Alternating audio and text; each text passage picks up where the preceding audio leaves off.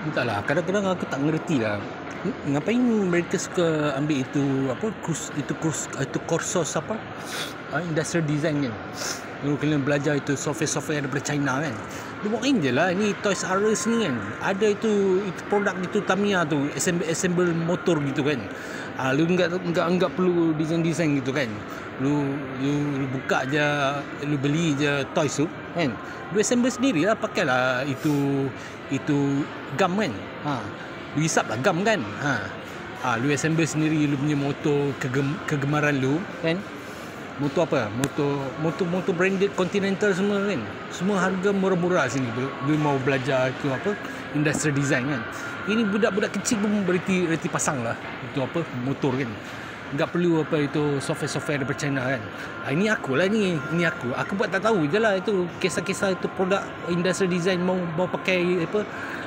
SolidWorks lah, AutoCAD lah kan. Jangan cerita sama aku. Aku malas nak dengar. Lecturer tu mengajar kan.